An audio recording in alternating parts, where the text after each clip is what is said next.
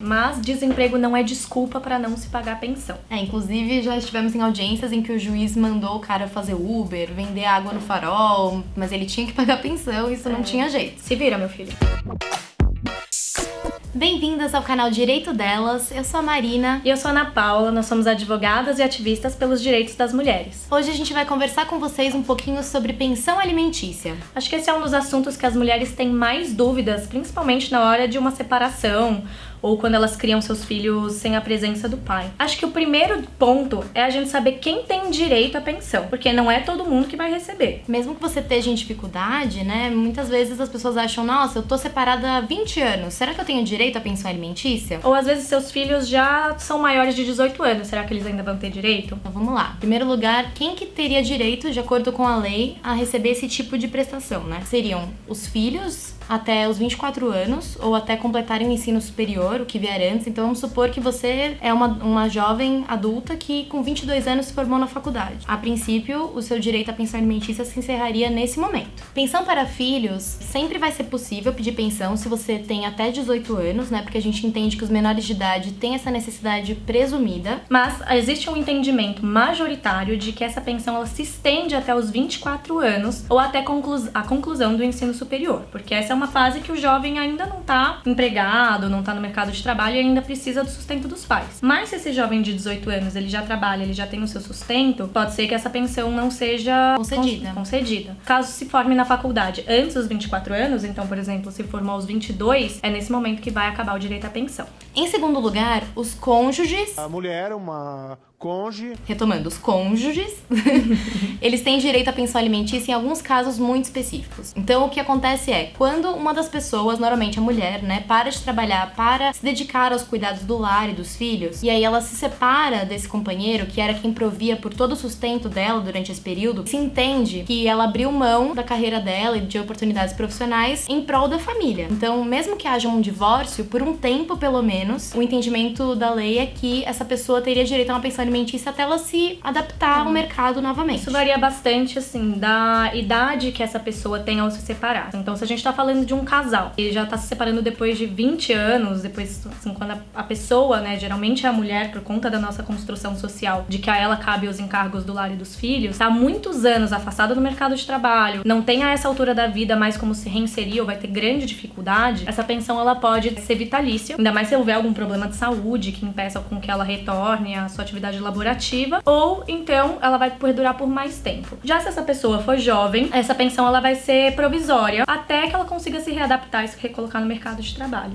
Não tem uma regra específica sobre quanto tempo vai durar, mas isso acaba girando em torno de 1 a 5 anos. Vai realmente depender do seu caso concreto. E por fim, também tem direito à pensão alimentícia as gestantes, que a gente chama de alimentos gravídicos. Significa o quê? Que a pessoa, quando tá grávida, ela vai precisar de assistência para os exames médicos, para fazer o parto, para comprar as coisas do bebê. Então essa pensão ela vem para dar um sustento durante a gravidez. E essa pensão ela não é destinada para criança, ela é destinada para a gestante, porque é ela que tá tendo aqueles gastos. Depois que essa criança nasce, essa pensão é convertida em pensão para a criança. E aí tem até o seu valor modificado normalmente. Inclusive, você não precisa ter a prova do DNA, a prova da paternidade para conseguir essa pensão, mas você vai precisar de grandes indícios de que aquele cara é o pai. Então, por exemplo, mensagens que indicam que você teve um encontro amoroso, nudes. Ou se você namorava com aquela pessoa durante aquele período, né? Então, testemunhas podem servir também. Aí vai depender do caso concreto. Segunda grande dúvida que as pessoas têm é como faz para pedir essa pensão alimentícia. Bom, em regra, você vai precisar de um advogado para entrar com um pedido judicial e assim conseguir essa pensão. Se você não tem renda para contratar um advogado, você pode procurar a Defensoria Pública e existe também uma possibilidade de você pedir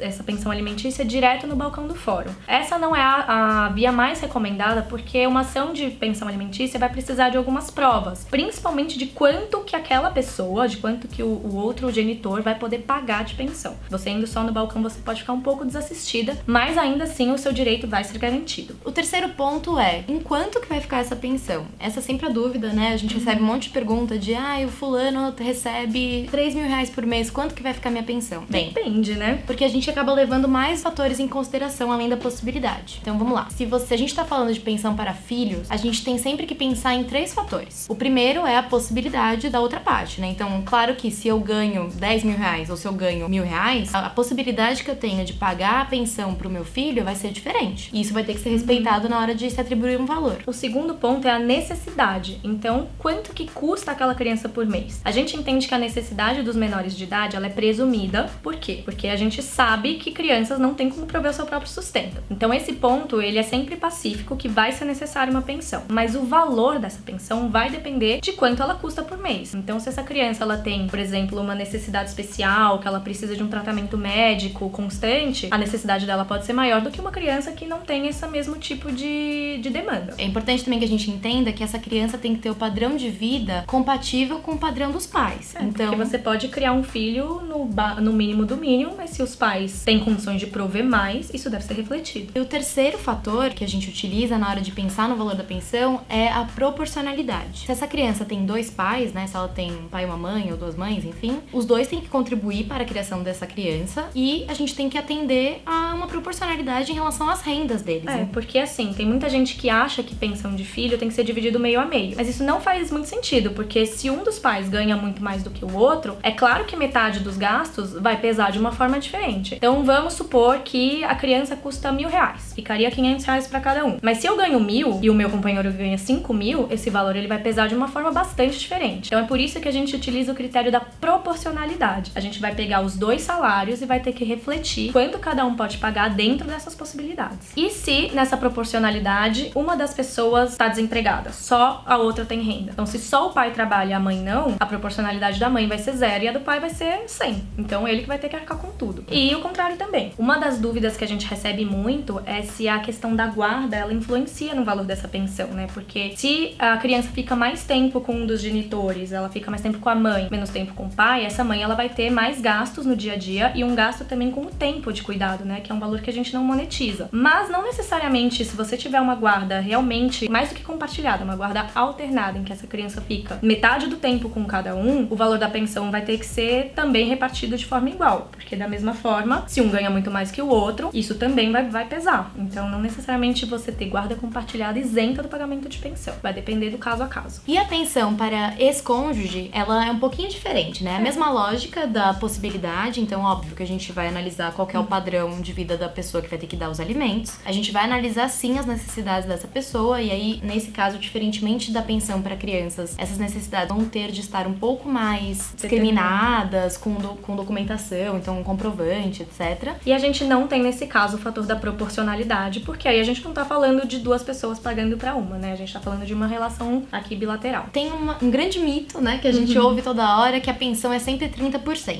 Isso, de fato, é uma prática usual no judiciário, né? As pessoas acabam entendendo que 30% acaba atendendo às necessidades da outra pessoa sem prejudicar a própria subsistência da pessoa que vai pagar os alimentos. É, mas isso não tá na lei. Não existe lei que fala que pensão é sempre em 30% dos rendimentos. Isso é uma construção e ela pode variar caso a caso. Então, dependendo se a sua necessidade é maior, ela pode avançar esse parâmetro do 30%, como se a sua necessidade ou sua possibilidade é menor, também pode ser diminuído. Então, se existem mais filhos, não tem como você pagar 30% do seu rendimento para cada um deles, porque aí vai ultrapassar o valor da sua renda. Então, sempre vai variar caso a caso, mas 30% não é uma regra, saiba disso. Mas e se a pensão ela tem que ser para os filhos e para a esposa, como fica? São 2 pensões diferentes. Inclusive, na ação judicial, que a gente já vai explicar como funciona, cada uma dessas pessoas que vai ter que receber pensão alimentícia vai ter de estar representada e vai pedir o montante que for necessário para a vida dela. E aí a gente vai ter que, de novo, né, observar quais são as possibilidades da pessoa que vai pagar em prover essas 2 pensões. Mas se a pessoa estiver desempregada, ela vai ter a obrigação de pagar a pensão? Quanto que ela vai pagar? Se a pessoa trabalha, mas ela se encontra em situação de desemprego, claro que ela não vai ser obrigada a pagar o mesmo valor que ela pagava quando ela tinha uma renda fixa. Mas isso não significa que ela está exonerada de pagar pensão. Pensão para filho, em caso de desemprego, normalmente na própria decisão que regulamenta a pensão já se determina que vai ser, sei lá, 30% do salário mínimo, enfim, um valor específico para essa situação de contingência. Mas desemprego não é desculpa para não se pagar pensão. Inclusive já estivemos em audiências em que o juiz mandou o cara fazer Uber, vender água no farol, mas ele tinha que pagar pensão, isso não tinha jeito. Se vira, meu filho. Uma outra dúvida que sempre surge é: e o cara que é autônomo, que tem uma renda irregular celular. Ou que esconde os seus rendimentos. Que é muito comum no Brasil, infelizmente. A carteira de trabalho diz uma coisa, mas a realidade é outra. Como que a gente chega no valor dessa cobrança, né? Bem, na hora da gente discutir a possibilidade da pessoa que vai ter que pagar a pensão, a gente não tá falando só de documentos oficiais, como, por exemplo, declaração de imposto de renda ou olerite. A gente tá falando de todos os elementos que, de alguma forma, confirmem o padrão de vida da pessoa. Então, vamos supor, o cara tem lá na carteira de trabalho que ele ganha R$2.000 por mês. Mas ele tem uma Ferrari, ele tá sempre viajando. Algo tá estranho aí, né? É muito comum a gente usar, por exemplo, foto de Instagram, foto de Facebook pra mostrar assim, mas se ele ganha, não sei quanto ele ganha, não sei de onde ele tira esse dinheiro, mas se ele tá no fazano toda hora, quer dizer que de alguma forma ele tem como pagar. E aí, só deixando claro, se você levar pro juiz os elementos que comprovem que o padrão de vida não coincide com quanto essa pessoa declara receber, o juiz tem instrumentos pra descobrir a verdade dos rendimentos, né? Então ele pode quebrar o sigilo fiscal, ele pode quebrar o sigilo bancário, pode ir lá mandar tirar o extrato da conta dele, descobrir da onde vem esses rendimentos, o quanto ganha e, inclusive, a Receita Federal pode ser oficiada em caso de ocultação de rendimento. O que é muito divertido para os advogados, sempre. A gente já entendeu, então, quem tem o direito à pensão e como a gente calcula o valor. Então, como que é feito o pagamento dessa pensão? A gente tem algumas formas, né? A primeira delas é em dinheiro, que a gente chama em espécie. Então, a gente vai lá e determina, vai ter que pagar R$1.000 por mês, ou então vai ter que pagar 30% dos rendimentos. E aí você recebe, né? A pessoa que vai ter que administrar essa pensão vai receber na conta dela e vai gastar da maneira que ela tiver que gastar. Então, vamos supor que o seu filho receba R$1.000 de pensão. Como ele não consegue administrar esse valor sozinho, porque ele é uma criança, ele é uma pessoa menor de idade, a mãe vai ter que, ou o pai, enfim, é o genitor responsável, vai ter que se organizar com esse valor para cobrir todas as despesas, como educação, saúde, lazer. Se já é um filho maior de idade, esse dinheiro vai diretamente para ele e ele administra. A segunda forma de pagar a pensão é em boleto, né? Então vamos supor, isso é muito comum, muitas vezes o outro genitor ele não quer dar em dinheiro porque ele acha que a pessoa não vai gastar direito. É aquele mito de que a mulher gasta pensão no salão de beleza. Então o que acaba sendo feito muitas vezes é, deixa que eu pago a escola, por exemplo, deixa que eu pago o plano de saúde, deixa que eu pago vestimentas em momentos específicos, e aí a pessoa paga, né, o que a gente chama in natura. Então quer dizer que ela vai pagar aquele boletinho e isso obviamente é pensão. E existe uma terceira forma de se pagar, que é a mista. Então, um dos genitores pode pagar a escola, mas pode ser que o outro também precise de um dinheiro, de uma liquidez para as compras do dia a dia. Então, ele vai pagar X de escola mais Y de pensão em dinheiro para esses gastos. E isso sempre vai depender do seu caso concreto. Então, a gente não tem como dizer que uma forma é melhor do que a outra, porque depende muito de caso a caso. E quando acaba a pensão? Ou essa pensão vai ser sempre o mesmo valor? Depende, né? Como a gente falou, a necessidade, ela é um ponto pacífico que tem que ser analisado sempre que a gente tá falando de pensão. E a possibilidade também. E a proporcionalidade, né? Então, sempre que um desses fatores muda, a gente vai ter um desequilíbrio naquela conta. Então, se uma criança custa, sei lá, X quando ela tem 5 anos, ela vai custar outro valor quando ela tiver 10 anos e quando ela tiver 15. Então não tem como essa pensão ser o mesmo valor, ainda que o padrão de vida dos genitores seja o mesmo. Não dá pra gente imaginar que o valor que foi atribuído numa ação, por exemplo, pra um bebê que acabou de nascer, vai ser o mesmo valor que essa criança vai precisar ao longo da sua vida, quando chegar na maioridade, né? Então isso pode ser revisto a qualquer momento. E o mesmo pode acontecer se a gente estiver falando dos rendimentos da pessoa que tá pagando. Então, se hoje ela ganha muito bem, mas amanhã ela tá desempregada, esse valor vai precisar ser revisto, ao mesmo tempo que se hoje ela tá numa situação complicada, depois ela conseguiu um emprego novo ou uma promoção, esse valor também vai ser revisto. Então, seja pra diminuir, seja pra aumentar, sempre que houver uma modificação na situação das partes, a gente vai ter essa revisão da pensão. E só pra deixar claro, essa revisão ela sempre tem que ser feita judicialmente, não vale acordo de boca. Se hoje você combinou que vai pagar mais pro seu filho e você não pagou, não tá valendo nada. E o mesmo vale quando a gente tá falando de parar de pagar pensão. Então vamos supor que aquele adolescente atingiu a maioridade e o pai acha que não tem mais que pagar pensão porque ele já é maior de idade. Ou chegou nos 24 anos ou concluiu isso no superior. Sempre que for pra extinguir a pensão, tem que ter decisão judicial. Se não tem decisão judicial, a gente entende que a pensão ainda tá valendo, o que significa que você ainda pode cobrar essa pensão. A depender ali do prazo, isso é um assunto para um outro vídeo. E por fim, como que eu cobro essa pensão? Então, se aquela pessoa que era obrigada a pagar a pensão, vamos supor o pai, parou de pagar, como que faz para você cobrar esse valor? Em primeiro lugar, a gente precisa ter uma decisão judicial que determinou quanto é que essa pessoa vai ter que pagar de pensão. Sem isso, não tem como cobrar a pensão atrasada. Não tem também como você entrar com uma ação hoje que o seu filho tem 5 anos e cobrar esses 5 anos passados que nunca foi pago. Sempre vai valer a partir do momento que uma decisão judicial determinou quanto e quando se deve pagar. Mas, claro, né, se a pessoa atrasou, se ela realmente parou de pagar, a gente tem como cobrar judicialmente através de uma ação que a gente chama de execução de alimentos. Execução não significa que você vai matar a pessoa. Significa que você vai cobrar judicialmente. Bem que uma das sanções que pode ter para o não pagamento de pensão, ela é bastante grave, que é a prisão. Mas, obviamente, não é uma prisão comum, né? A gente não vai colocar uma pessoa que tá devendo pensão alimentícia, que é uma prisão civil, junto com pessoas, né, envolvidas com tráfico, que foram presas por estarem roubando alguma coisa. Não faz o menor sentido você misturar essas populações. Ele só vai ficar lá com outros pais devedores, provavelmente.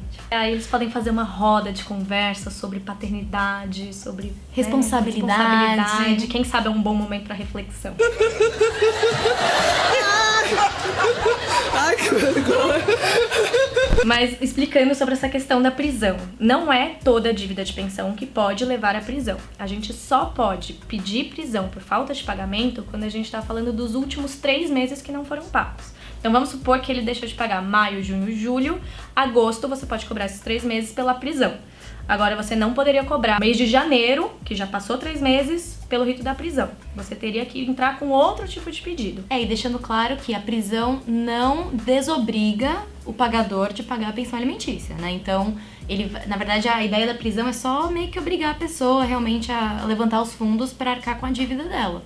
E normalmente, né, o que acontece é que sai a ordem de prisão, imediatamente o dinheiro aparece na conta. Mágica. A outra forma de cobrar a pensão alimentícia é pelo rito da expropriação, que é normal. Então, basicamente, a gente... Calma.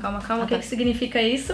Juridiquês. Em outras palavras, isso significa que você pode pedir a penhora, ou seja, o bloqueio daquele valor. Então, o juiz vai lá, num clique, vai tirar da conta do devedor e vai passar para a conta da pessoa que precisa receber a pensão. E se não tiver dinheiro na conta, a gente tem muitas outras formas de conseguir esse dinheiro, seja até, por exemplo, mandando um oficial de justiça ir na casa da pessoa, ver se tem bens supérfluos, ou seja, bens que não são de necessidades básicas que podem ser vendidos. Sabe aquela TV que vê o futebol de domingo? Diz adeus. Uma outra possibilidade também é que seja descontado mensalmente, diretamente do salário, uma parte da dívida.